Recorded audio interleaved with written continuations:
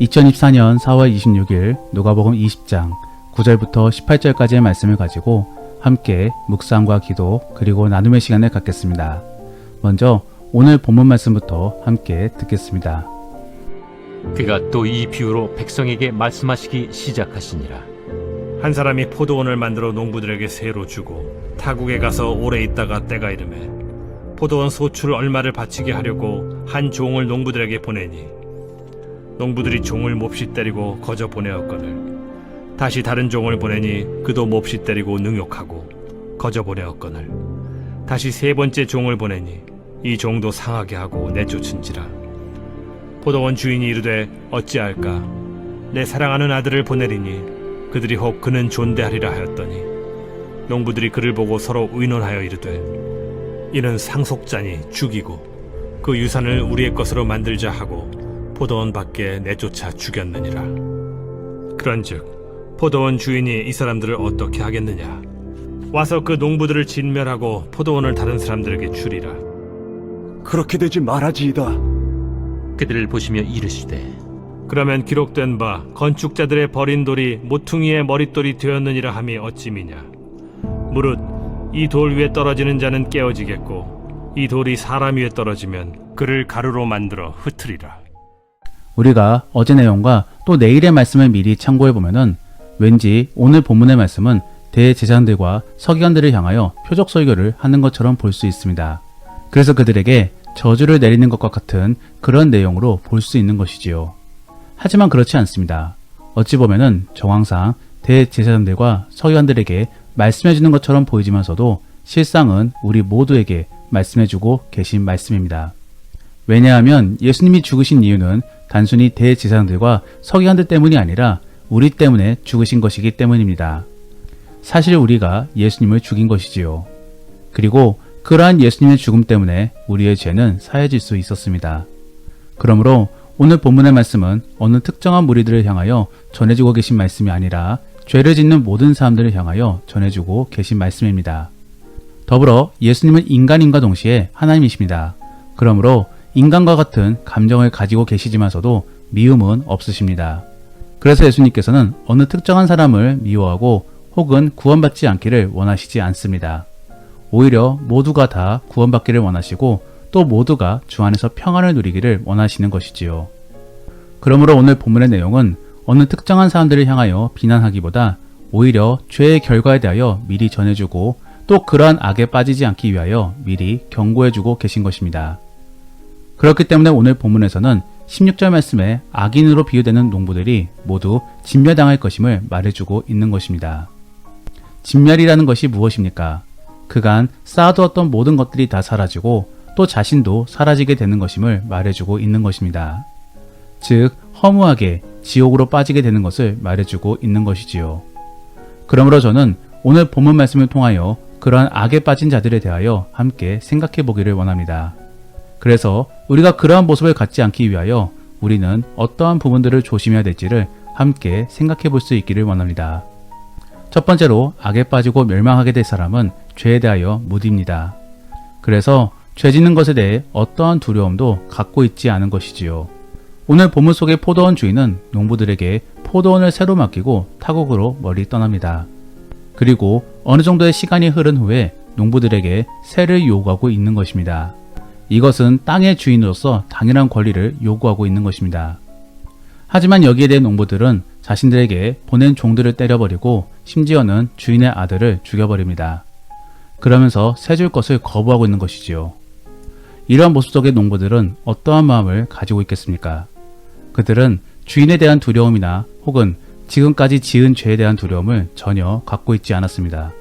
오히려 이제는 상속자마저도 죽여버렸으니까 그 포도원이 자신의 것이 될 것이라는 장밋빛 미래만 꿈꿨던 것입니다.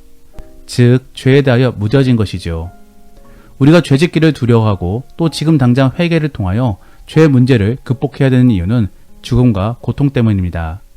즉 죄의 삭은 사망이기 때문에 우리는 그 죄로 인하여 겪게 될 고통과 사망의 두려움으로 당장 해결해야 되는 것이지요. 하지만 농부들은 전혀 그러하지 않았습니다. 오히려 그 죄로 인한 희망찬 미래를 기대했던 것입니다. 그리고 그 결과로 어떻게 되었습니까? 결국에 진멸하게 되었습니다. 허무하게 사라지게 된 것이지요. 우리는 이러한 사람들을 바라보면서 나에게는 과연 이러한 모습이 없는지를 살펴봐야 됩니다.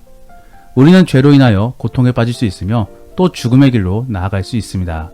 하지만 지금 당장에는 별 어려움이 없고 또 곧바로 징조가 나타나지 않기 때문에 그저 대수롭지 않게 여깁니다. 거기서부터 우리들은 점차적으로 악에 빠질 수 있는 것입니다. 그러면 이런 생각을 가질 수도 있습니다. 하나님께서는 왜 죄를 지었을 때 곧바로 벌을 내리지 않으시는가? 사실 이러한 부분들은 하나님께서 우리를 인격적으로 대해주시는 부분과 맞물려 있습니다. 만일 우리가 죄를 짓는 즉시 벌을 받게 되면은 두려워서 죄를 짓지 못하게 될 것입니다. 더불어 두려움 때문에 자율적이 아닌 수동적인 삶을 살게 되겠지요. 바로 북한과 같은 그런 공산주의권 나라가 되는 것입니다. 그러면 비인격적인 관계가 맺어지게 되는 것입니다. 그러므로 하나님께서는 그러한 관계를 원치 않으시기 때문에 우리 스스로가 바뀌어 나가기를 원하시며 기회를 주고 계신 것입니다. 우리는 이러한 하나님의 뜻을 잘 헤아려야 합니다. 그래서 스스로가 악에 빠지지 않기 위하여 노력해야 되는 것입니다. 죄라는 것은 대단히 무섭습니다. 마약과 같습니다. 그래서 처음에는 별로 문제가 없는 것 같아 보이지만 빠지면 빠질수록 헤어나올 수가 없고 또 죽음으로 빠지게 됩니다. 우리는 이러한 죄의 특징을 잘 기억하며 사망의 길로부터 벗어나고자 노력해야 되는 것입니다. 그러면 우리는 어떻게 해야지 계속적으로 죄로부터 벗어날 수 있을까? 바로 회개하는 삶을 살아야 되는 것입니다. 계속적인 회개 속에 우리가 원래 죄인이었음을 기억하고 또 우리의 죄를 용서해 주시는 하나님을 떠올리며 죄를 짓지 않기 위하여 노력해야 되는 것입니다. 그러한 모습을 통해 죄로부터 멀어지고자 노력하는 그런 지혜로운 그리스도인들이 될 수 있기를 원합니다. 두 번째로 악에 빠지고 멸망하게 될 사람은 하나님을 부정합니다. 그래서 자신이 이 세상의 주인이라고 생각하는 것이지요. 그러므로 자기가 옳은 대로 살아가고자 합니다. 이러한 모습은 예전에 죄악이 넘쳤던 사사기 시대 속에서 대표적으로 보여줬던 모습입니다. 그리고 이러한 모습은 오늘 본문 속의 농부에게서도 나타나고 있습니다. 그래서 농부들은 포도원을 포도원의 주인 것으로 인정하고 있지 않은 것이지요. 그저 자기들도 충분히 그 포도원의 주인이 될 수 있다라고 생각하고 있습니다. 그러므로 그들은 세주기를 거부하고 상속자인 아들마저도 해쳐버린 것입니다. 오늘날의 세상도 마찬가지입니다. 오늘날 시대는 신을 부정하는 시대입니다. 그도 아니면 다양한 신들을 믿고 인정하는 다원주의 시대입니다. 더불어 인간이 최고임을 생각하는 그런 인본주의의 시대이기도 합니다. 결국 창조주 하나님을 인정하지 않는 그런 시대인 것이지요. 이러한 시대에 살고 있는 우리들은 충분히 그러한 사상에 물들 수가 있습니다. 그래서 하나님을 인정하려 하지 않고 또 스스로가 옳은 대로 살아가고 있는 것입니다. 성경에서는 이미 이러한 시대를 예견하였었습니다.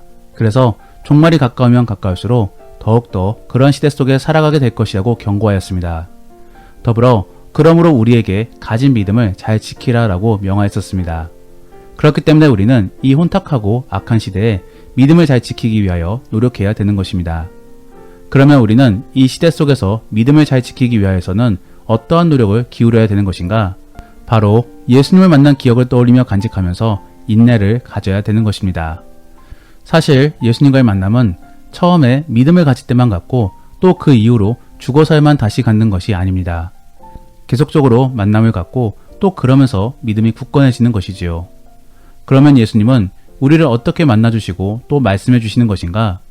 예수님은 말씀 묵상과 기도 그리고 교제 속에서 감동을 통하여 우리에게 하나님의 뜻을 전달해 주십니다. 더불어 우리에게 성령과 지혜를 주심으로 말미암아 최종적으로 그 뜻을 깨달을 수 있게끔 도와주십니다. 그러므로 예수님과의 대화는 실시간으로 현재 시간 속에서만 이루어지는 것이 아니라 시간을 두고 과정 속에서 전해주고 계신 것입니다.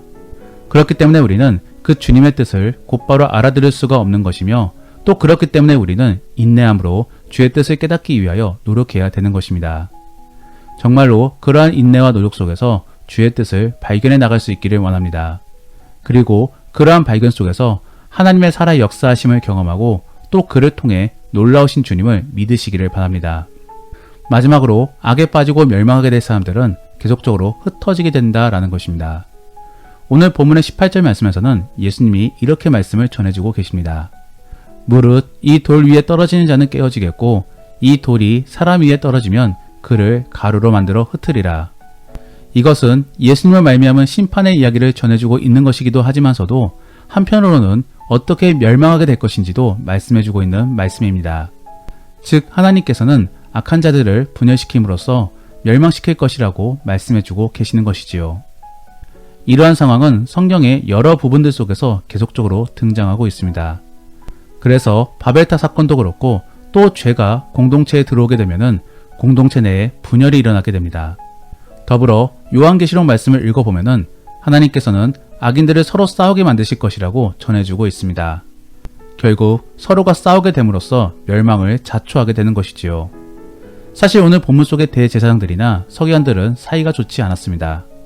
더불어 바리새인들과 사두개인들도 서로 상극이었습니다. 그런데 결국 예수님이라는 공공의 적 때문에 서로가 똘똘 뭉치게 된 것뿐인 것입니다. 하지만 예수님이 사라지게 되면은 또다시 서로 싸우게 될 것입니다.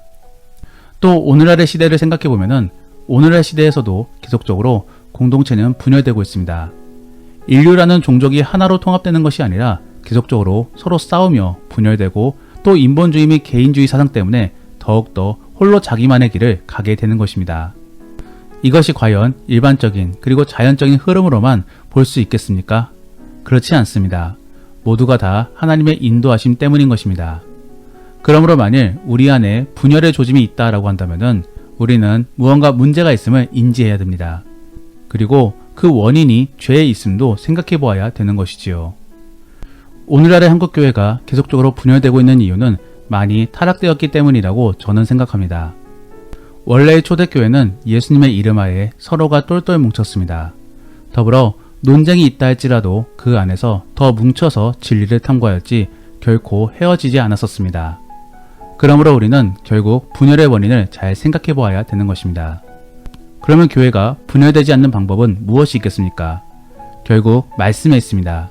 말씀을 알고자 하고 또 자기 신앙을 더 키우고자 한다면 결코 분열되지 않습니다. 분명 다른 공동체로의 이동은 있을 수 있습니다. 하지만 가나안 성도가 발생하지는 않을 것입니다. 그리고 교회 내에서 서로 으르렁거리지도 않을 것입니다. 우리는 이러한 부분들을 잘 생각해 보면서 나와 우리 공동체가 어떠한 방향으로 나아가고 있는지를 분별해야 됩니다. 그래서 나와 우리 공동체가 하나님이 원하시는 방향으로 나아가고자 노력해야 될 것입니다. 그리고 그렇게 정말로 옳은 방향으로 나아가고 있다라고 한다면은 분명 성장과 함께 부흥이 있을 것입니다. 사랑하는 성도 여러분, 부흥이란 단어를 잘 이해하시기를 바랍니다. 부흥은 숫자의 증가를 의미하지 않습니다. 말씀에 대한 뜨거움을 의미합니다. 그러므로 만일 교회에 말씀에 대한 뜨거움은 없는데 성도만 늘고 있다라고 한다면은 무언가 문제가 있는 것이고 또 성도는 별로 없지만서도 교회 내에 말씀의 뜨거움이 있다라고 한다면은 그것은 복음의 씨가 발화되고 있는 과정으로 보아야 될 것입니다. 저는 우리 교회가 사람에 대한 동정이나 또 관계적인 부분만으로 오기를 원치 않습니다. 우리 교회는 말씀을 알고 싶어하는 사람들이 모이기를 원하며 또 개인적인 신앙 성장을 위하여 힘쓰는 사람들이 모이기를 원합니다. 단순히 교회가 커지기만을 원하는 것은 인간의 욕심이 가미된 결과입니다.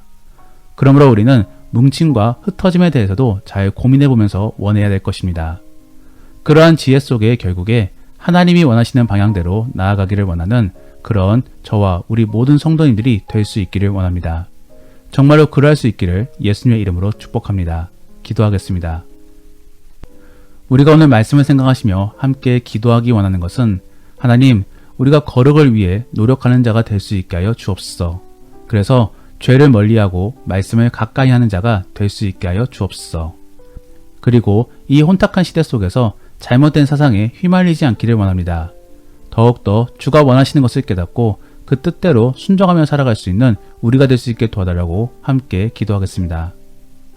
더불어 오늘 본문 말씀을 가지고 믿음의 나눔이나 혹은 가정예배를 드린다라고 하신다면은 인본주의 및 개인주의에 대해 생각해 보시면서 요즘 시대가 어떠한 시대인지를 평가해 보시며 나누어 보시기를 바랍니다. 그리고 건강한 교회의 모습을 상상해 보시며 하나님이 원하시는 교회는 어떠한 모습인지를 한번 나누어 보시기를 바랍니다. 그러면 이제 주님과 함께 깊은 대화의 시간을 갖겠습니다. 오늘 하루도 주 안에서 승리하시기를 바랍니다.